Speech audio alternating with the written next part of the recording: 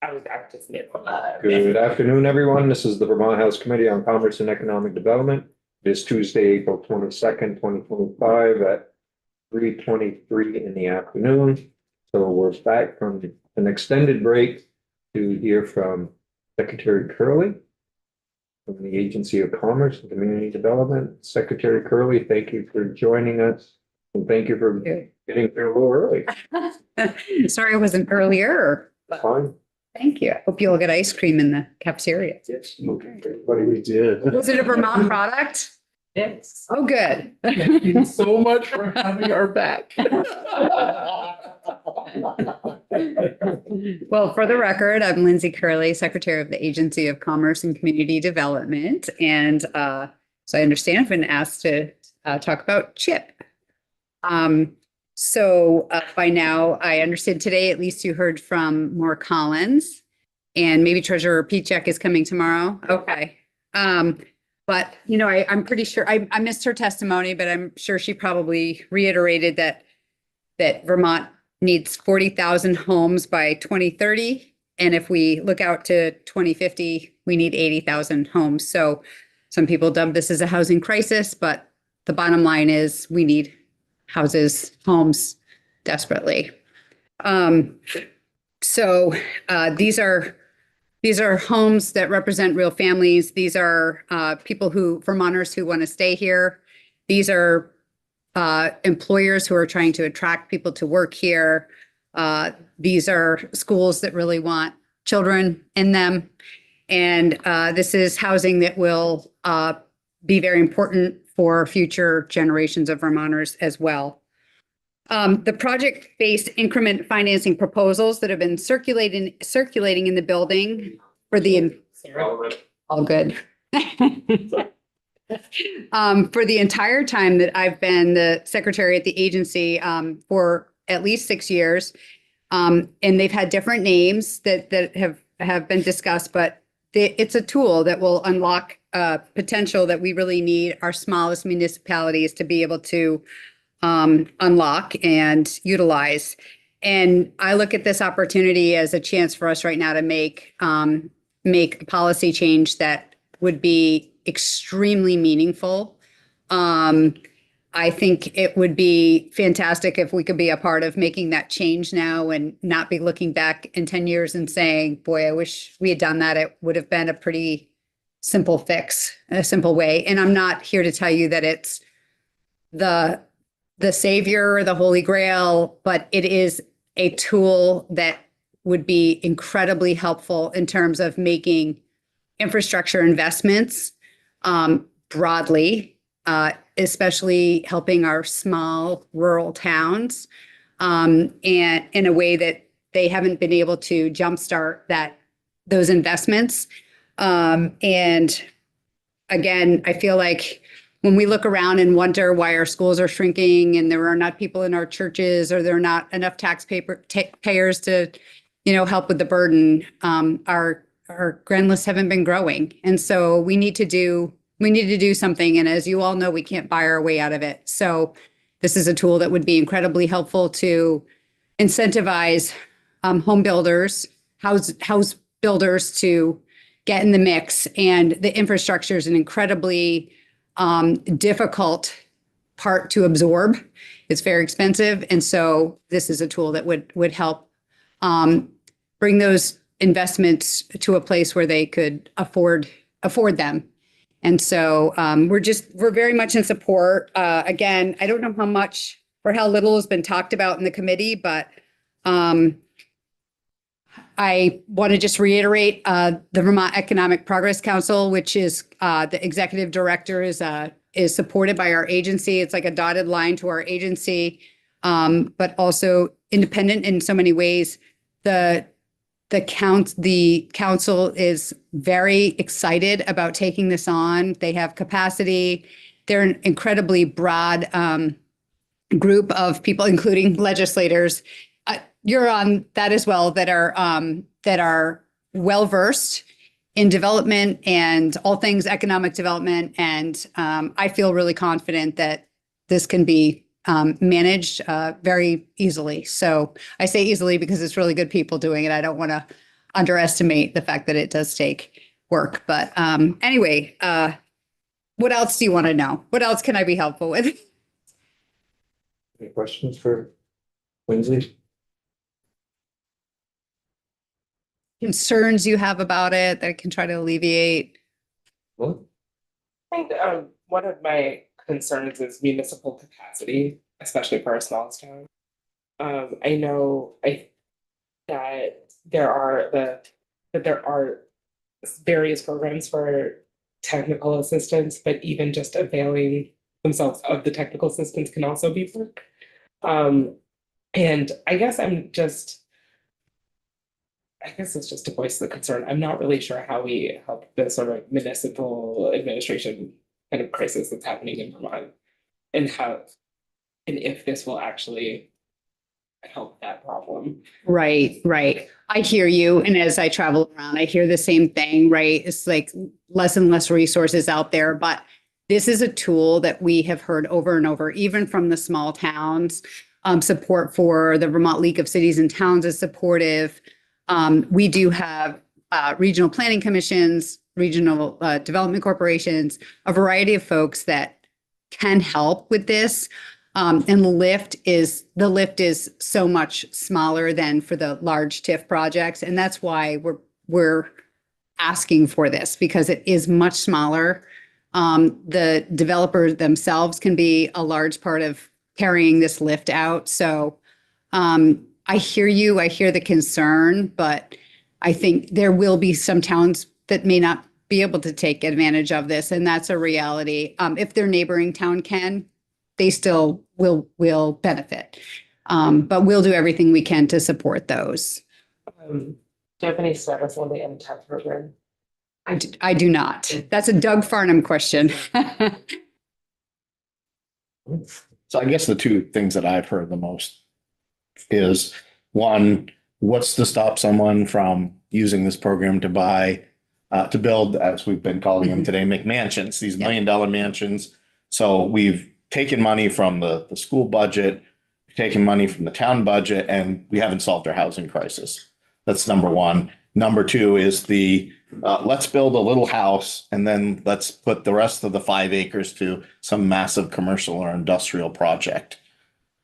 Yeah. What are your thoughts on both of those fears, shall I say? So I think a couple of things. I think when we're doing something new, our tendency is to go to sort of the like worst case scenario, right? What is the worst thing that can happen?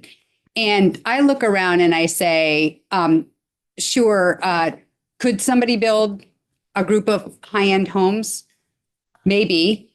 But the reality is that we don't have a lot of Vermonters that are in that position right now, right? We have a strong demand. The people that are building, in my opinion, are going to build where the demand is. And the demand is really in that middle range. And so I think that you're going to see a lot of interest in building in that middle range. And once they can get that to pencil out, that's going to be the difference maker. I think that you could put, you have checkbacks, you could have some different ways to sort of put a guardrail on that. I would be careful not to overcomplicate this. I think this is an opportunity to see how this goes. And again, if for some reason you see, I'd hate to say like it's never going to happen, because there's always that what if moment, but again, I think what we're seeing is we see people who really want to build for working people, working professionals, working families, and they just haven't been able to pencil the projects out. And so a lot of the areas that we've identified or seen that haven't come to fruition over the years have been those kinds of projects, and that's where this is coming out of. So I'd say that. The other thing I would say is like when we say we take from the Ed Fund or we take from the municipal budget, if we don't get these projects to go, there was nothing there to begin with. Do you know what I mean? So I guess we can look at it either way. For me, I look at it and say, if the project, and we see stagnant growth. I mean, it's been years and years and years, and we're seeing 1% or less growth. And so I would say, even if we're only getting a small percentage of the new construction or the rehabilitation or whatever the project is in the ed fund for 20 years, it's better than the zero. It's better than the nothing that we've been getting. And towns and municipalities for years have been doing projects where they give an incentive where, you know, in lieu of taxes for some period of time to incentivize a project, and it's worked. And when something happens, another project tends to grow off it. And we've seen that happen. There's proof of that. So again, I'm just saying from what I've seen around our state, I believe in this. I believe that we'll see really positive growth. We've seen from the big TIF projects that has happened. But you're right, you have to be patient. It's sort of a long-term commitment. But I would say you're not going to prevent in life, you're always going to have somebody who's going to maybe try to do something. And here I would say we have a lot of really good people that are trying to do good things. And so if you have to put some sort of guardrail on there, I get it. I just wouldn't overcomplicate it. You see abuse.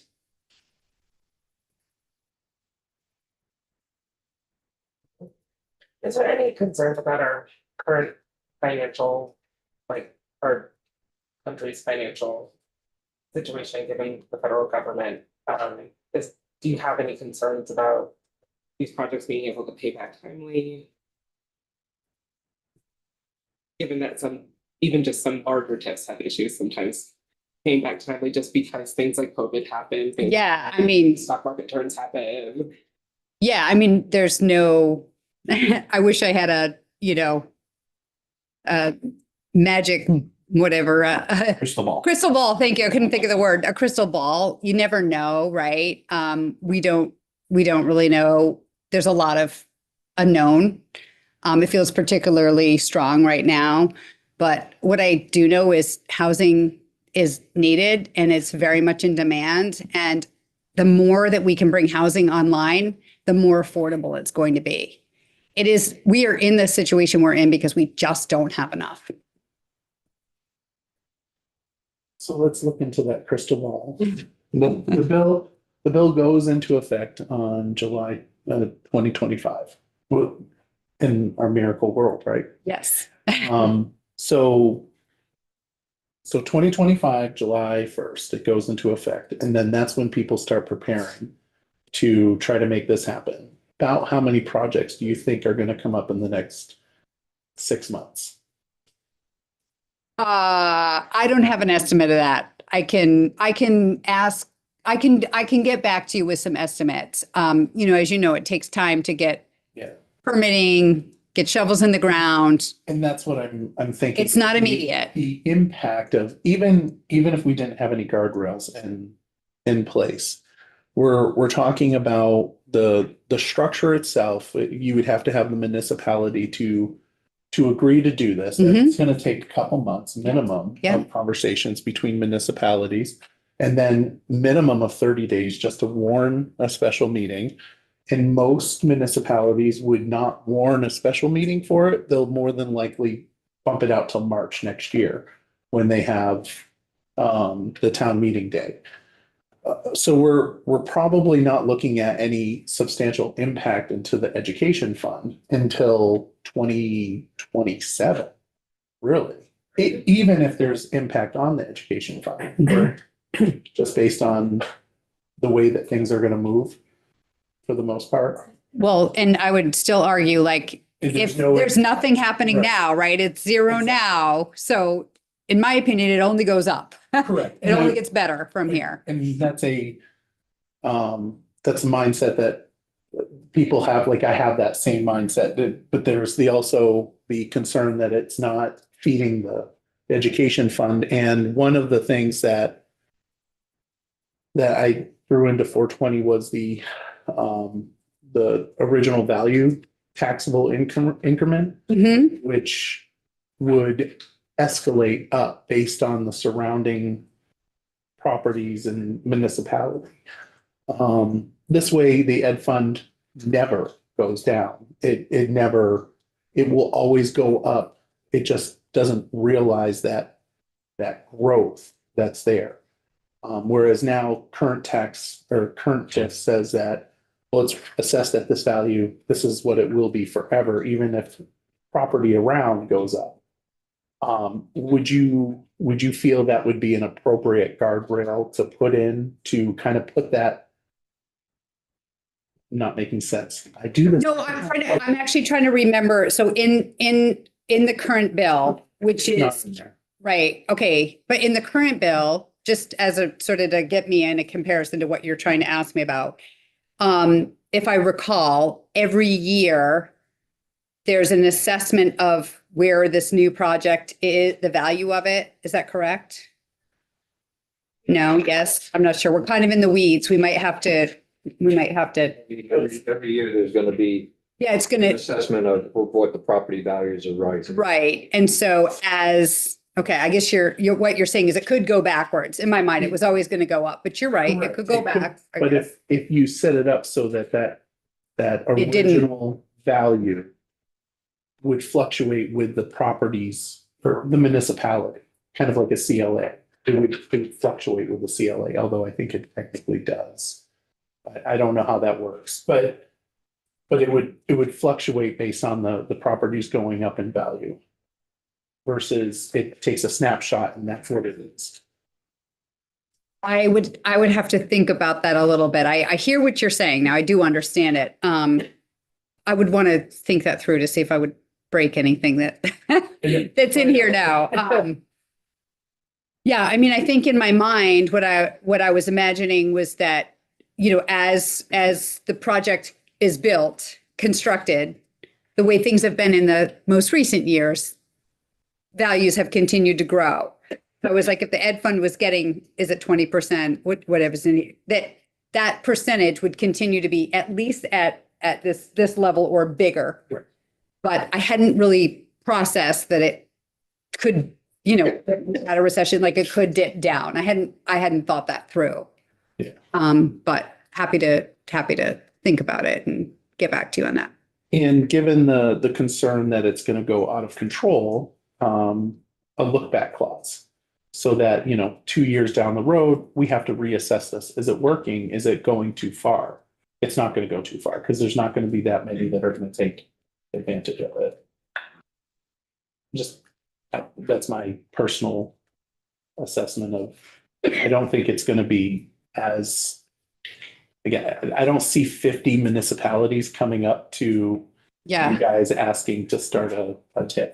On July 2nd. On July. Yeah. 2nd. I mean, personally Money speaking, makes I sense. think the way this is now is great. I think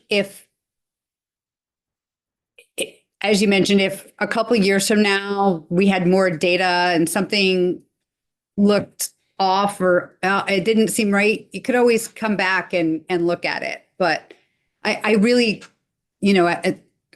as I sit here today, to your point, maybe there's a couple things that you want to be thinking about, but overall, just keep this as simple as possible and try not to put so much in there that it starts to weigh down VEPSI or whoever's having to do these check-ins or the look backs. It's like, let's get these houses built. Let's get them online. And that would just be my 2 cents. Thank you. So on that, where our conversation there concluded, we have that report on or before January 15th, 2035.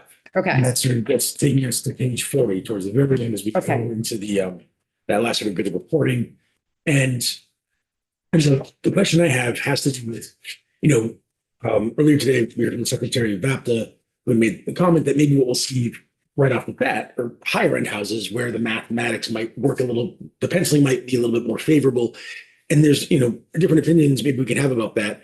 And it got me thinking that, do you feel comfortable with a 10-year timetable as a let's see, is it something that you feel, is that too short for us to see something? Is that too far out in the future for us to feel confident that, there'll be no albatross or millstone? Do you feel good about giving us a decade and then reassessing or something, if this is a significant enough intervention that we'd like to see not just the first wave, of whatever the first activity might be. But then what happens after that? What happens after those iterations? I mean, I'm comfortable with the 10 years. I think, I mean, again, when it talked about this before, is like, it'll go out for public comment. VEPSI is going to be laying eyes on this. I mean, I think there are going to be enough eyes on these projects to sort of raise a flag if something's not going the way folks hope it's going to go. But, one thing I will say is, with the Home Act, what's been really heartening to me as I travel around and see some of the housing projects is to hear people sort of reiterate, as a result of some of the Act 250 exemptions, this project, that had been stalled for years is finally moving forward.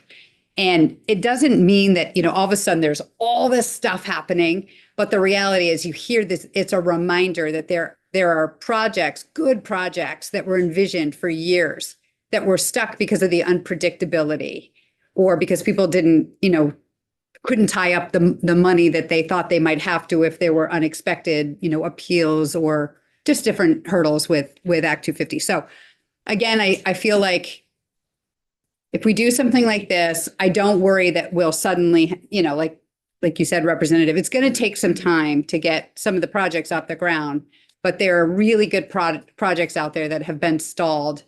And I think that this gives us a great chance to finally get some of those rolling and to start picking away we need to triple our output right now. We need to triple it.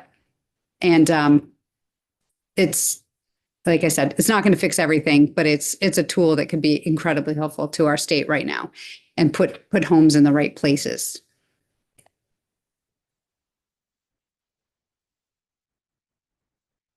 Mr. Lindsay?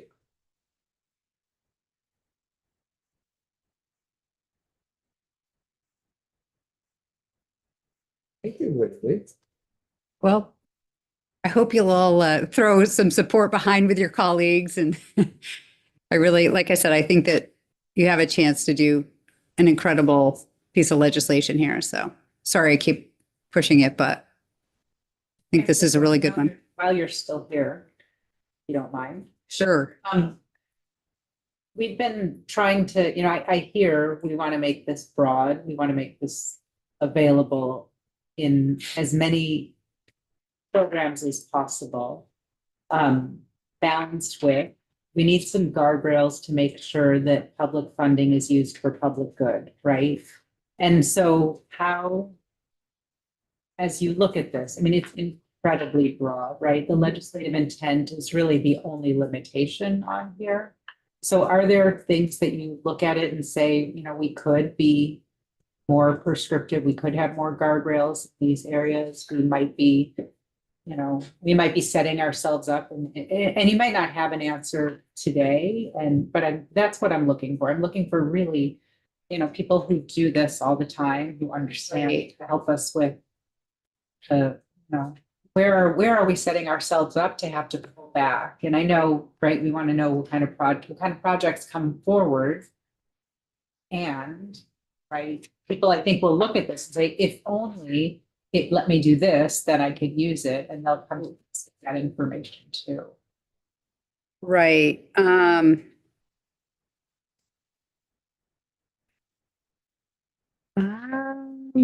I'm just trying to think about, I mean, it's a very good question. I get it. Right. And so for me, I'm looking at it and saying we put heavy subsidies into, perpetually affordable housing.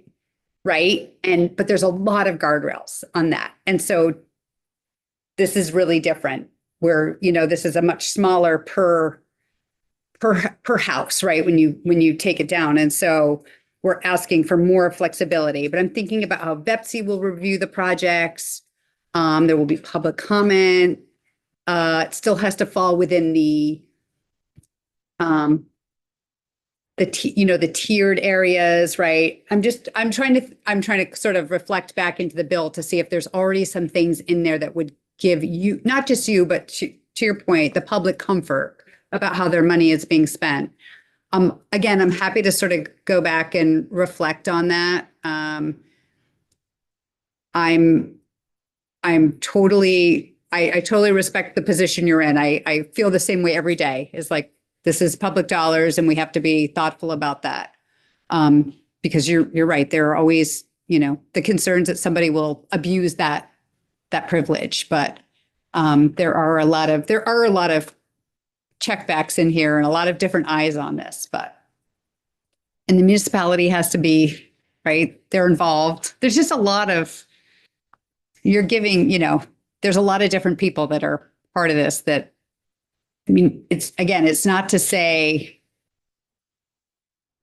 I heard somebody say, well, I wouldn't want, a $600,000 or, $700,000 home being built. And I'm like, if you look at even, right, an affordable apartment these days is costing that. So that's a part for me where I'm like, be careful about putting a number on it. And I know that's not where you're getting at, but that's where I get anxious is like when we start putting those, a number on it or a certain percentage, then I get a little bit anxious because I'm like, those numbers are big and fluctuating all the time anyway. So.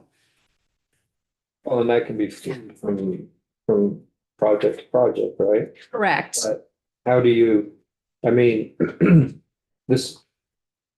investment that we're making for infrastructure,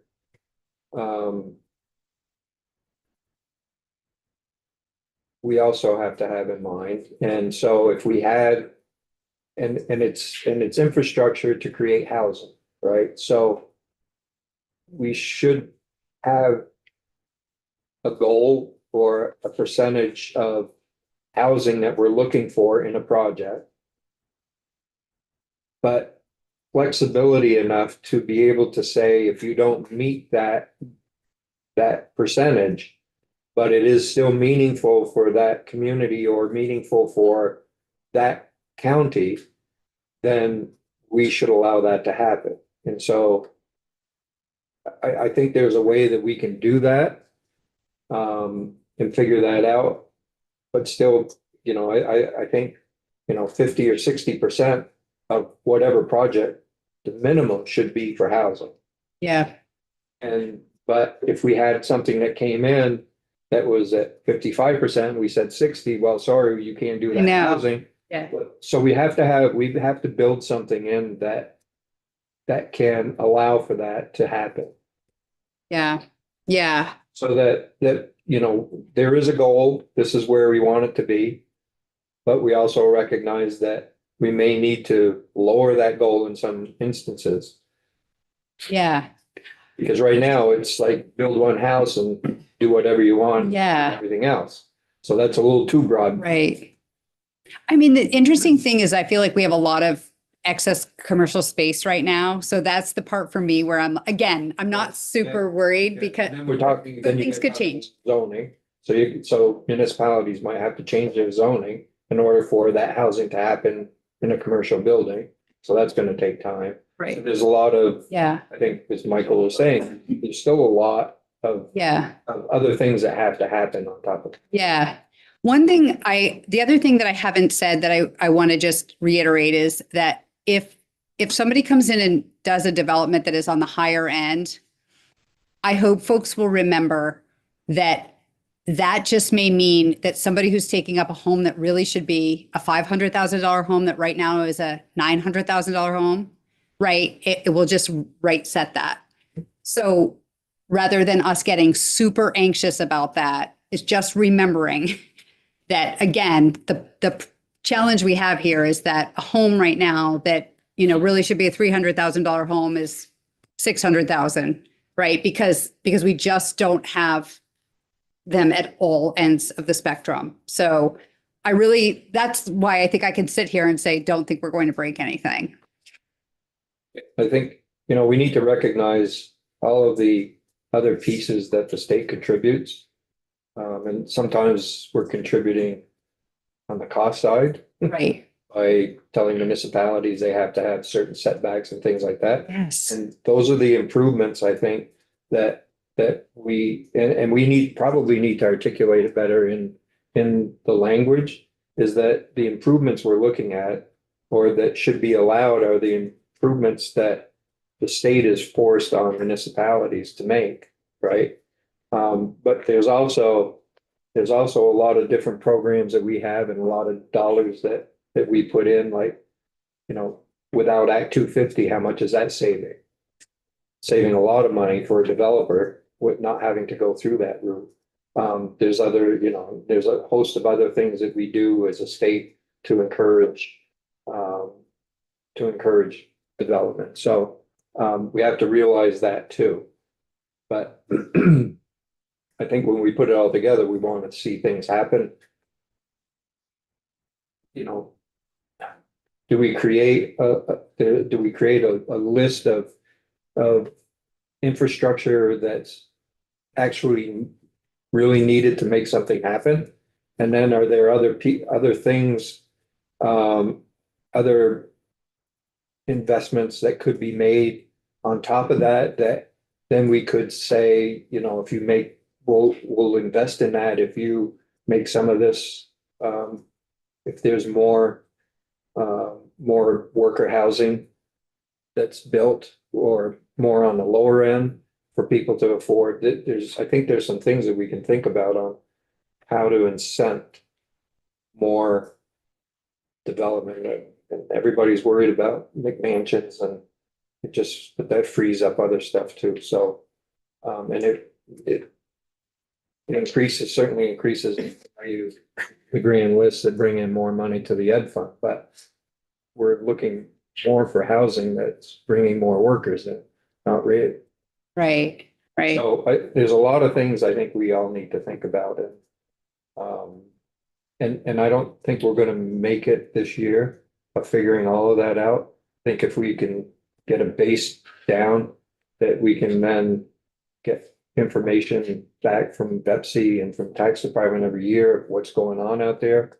That we continue to make adjustments to the CHIP program and other things that's in the housing bill. But I think that is great. I mean, to your point, you know, rather than trying to anticipate all the things, get something going, get some houses coming online and adjust as necessary, respond to what's really occurring. Well, thank you for having me in, and I'm happy to, if Well, there are things that come up, let me know. be getting language in the next few days and, you know, we'll pass it along. Okay, And we want comments on it. you bet. Yeah, all right. Thank you. Thanks, everyone.